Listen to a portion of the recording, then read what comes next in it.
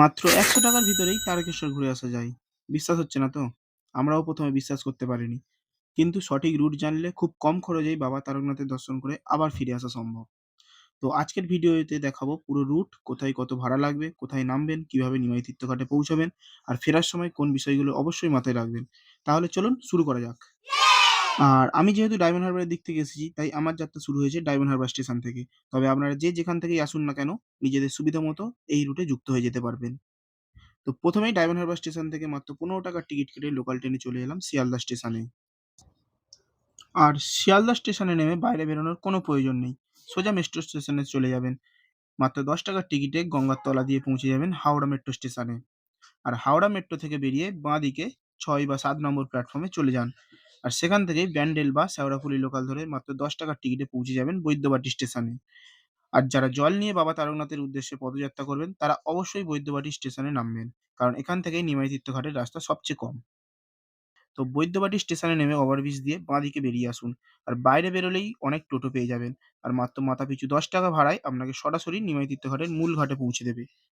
তো সেখান থেকেই জল তুলে শুরু করুন বাবা তারকনাথের উদ্দেশ্যে আপনার পথযাত্রা। আর যদি আপনারা পদযাত্রা না করতে চান, তাহলেও হাওড়া স্টেশনের ৬ বা ৭ নম্বর প্ল্যাটফর্ম থেকেই সরাসরি তারকেশ্বরগামী যে কোনো লোকাল ট্রেন পেয়ে যাবেন। বাবা তারকনাথের দর্শন পুজো সম্পন্ন করার পর এবার ফেরার পালা। তো মন্দির থেকে বেরিয়ে পেছনের রাস্তা ধরে এগিয়ে গেলেই তারকেশ্বর স্টেশনের রাস্তা পেয়ে যাবেন। না বুঝলে আশেপাশের কাউকে জিজ্ঞাসা করলেই দেখিয়ে দেবে। তো স্টেশনে গিয়ে একটা বিষয় অবশ্যই মনে রাখবেন। টিকিট কিন্তু নতুন বিল্ডিং থেকেই কাটতে হবে। কারণ পুরাতন বিল্ডিং এ টিকিট কাউন্টার বন্ধ রয়েছে। তো সেখান থেকে মাত্র ৳১৫ র টিকিট কেটে সরাসরি হাওড়া চলে আসুন। আর এখানে একটা কথা বলে রাখি, আপনাদের সঙ্গে যদি বাঁক থাকে তাহলে মেট্রোতে আর উঠতে পারবেন না। সেক্ষেত্রে হাওড়া স্টেশন থেকে বাইরে বেরিয়ে শিয়ালদাগামী বাস ধরুন। আর ভাড়া মাত্র ৳১০। তো এরপর শিয়ালদা থেকে লোকাল ট্রেনে যে যার নিজের গন্তব্যে ফিরে যান। তো এবার দেখে নেওয়া যাক মূল যাত্রার কত কি খরচ। তো ডায়মন্ড হারবার থেকে শিয়ালদা ৳১৫, আর শিয়ালদা থেকে হাওড়া মেট্রো ৳১০, আর হাওড়া থেকে বৈদ্যবাটী স্টেশন ৳১০, আর বৈদ্যবাটী থেকে নিমাই তীর্থঘাট টোটো ভাড়া ৳১০। এবার ফেরার পালা। তারকেশ্বর টু হাওড়া ৳১৫, আর হাওড়া টু শিয়ালদা বাসে বা মেট্রো ৳১০, আর শিয়ালদা থেকে ডায়মন্ড হারবার ৳১৫। অর্থাৎ মূল যাত্রার মোট খরচ মাত্র ৳৮৫।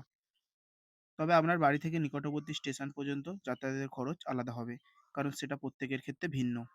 তো আশা করি এই ভিডিওটি আপনাদের কাজে লাগবে। যদি ভিডিওটি ভালো লেগে থাকে তাহলে অবশ্যই একটি লাইক করবেন, কমেন্ট করে জানাবেন আপনারা কোথা থেকে তারকেশ্বর আসছেন।